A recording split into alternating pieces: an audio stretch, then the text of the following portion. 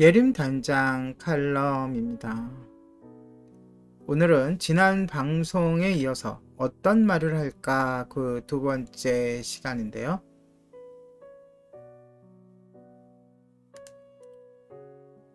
한번 쭉 살펴보도록 하겠습니다.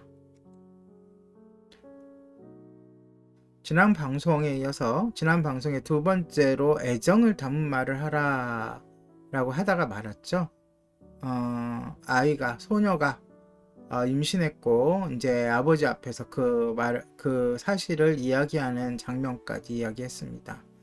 아버지는 갑자기 책상을 치면서 벌떡 일어나서 아이에게로 달려가서 자신을 똑바로 쳐다보라고 다그쳤습니다. 그 이어진 글입니다. 아버지는 딸의 어깨를 감싸고는 귀에다가 속삭였습니다. 얘야, 괜찮을 거야. 아빠는 그런 것과는 상관없이 너를 사랑한단다. 함께 헤쳐나가자. 괜찮을 거야. 아버지는 애정이 가득 담은 말로 딸이 생각했던 것과 전혀 다른 세상을 만들어냈습니다. 이처럼 우리 또한 애정을 담은 말을 해야 합니다. 보통 그럴 마음이 생기지 않는다면 예수님의 말씀을 마음에 새기시기 바랍니다. 누가복음 6장 45절 마음에 가득한 것을 입으로 말함이니라. 마음속에 있는 그대로 입으로 나오기 마련입니다. 사랑과 애정을 담아 말하기가 힘들다면 하나님이 성경을 통해 당신에게 해주신 사랑과 애정의 말씀을 묵상하고 마음 깊이 새기는 것이 급선무일 듯 싶습니다. 자, 세 번째입니다. 세 번째, 하나님을 가리키는 말을 하라. 하나님을 가리키는 말을 하라. 사람들이 세례 요한에게 의구심을 품고 정체가 뭐냐고 물었을 때, 혹은 사람들이 그를 높이 치켜 세우려고 할 때, 그가 보인 반응은 실로 본받을 만합니다. 요한복음 1장 19절에서 34절을 한번 읽어보십시오. 제가 간단히 요약한다면 이렇습니다. 나는 그가 아니다. 다시 말해, 나는 메시아가 아니다. 예수님이 그분이다. 예수님이 메시아다. 내 임무는 예수님을 가리키는 것이다. 입니다. 우리의 삶이 예수님을 닮아가면 많은 칭찬의 말들이 쏟아질 것입니다. 정말 친절하시군요. 또는 당신처럼 남의 말에 귀 기울여주는 사람은 처음 봤어요. 또는 언제나 자신보다 남을 더 챙기시는군요. 사람들이 우리에게 누구냐고 묻거나 우리에게 공을 돌리려 하면 겸손하게 예수님을 가리킬 방법을 찾아보십시오. 예를 들어 이렇게 말해 보십시오. 좋게 봐주니 감사합니다. 하지만 솔직히 말해서 제 노력으로 한 것이 아니에요. 예수님이 제 삶을 변화시켜 주신 덕분입니다. 또는 칭찬해 주셔서 감사합니다만 제가 처음부터 이랬던 건 아니에요. 예수님과 함께 하면서 그분의 성품이 언제부터인가 제게서 묻어나오기 시작했습니다. 상대방의 마음이 열리는 조짐이 보이면 한 걸음 더 나아가도 좋습니다. 예수님께서 그분께 와서 쉬라고 새로운 삶의 방식을 가르쳐 주겠다고 말씀하셨다는 사실을 아시나요? 예수님은 제게 바로 그렇게 말씀해 주셨습니다. 라고 예수님을 가르쳐 보십시오. 나를 통하여 예수님이 소개되는 것만큼 귀한 일은 없을 것입니다. 자, 이제 넷째, 사람들에 관하여 이번에는 하나님께 말하라 입니다. 사람들에 관하여 하나님께 말하라. 기도로 따지면 중보기도인 거죠.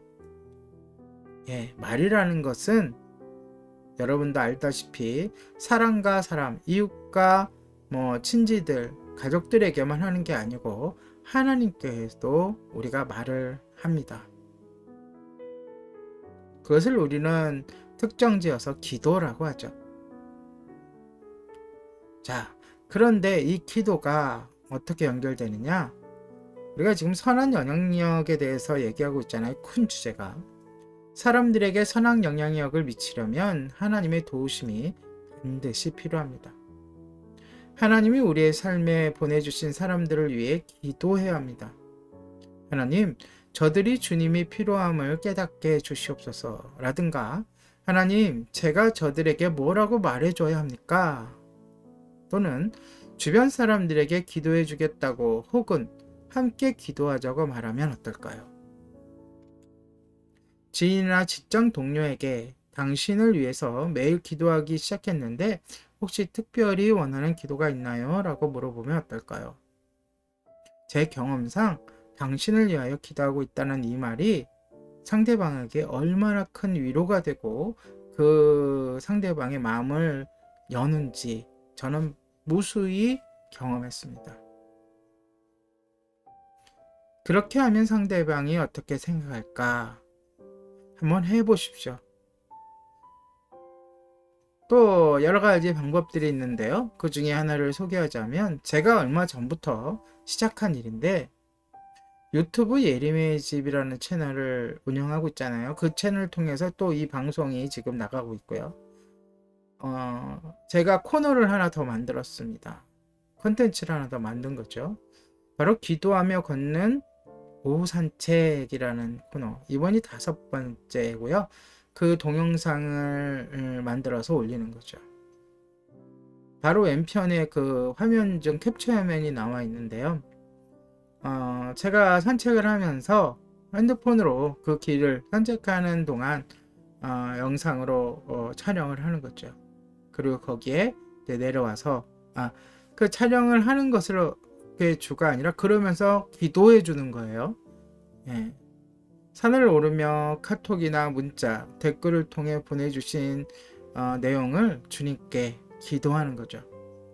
그리고 그 영상의 링크를 특별히 더 위로가 필요한 사람, 위급한 사람, 급한 사람들에게는 보내줍니다.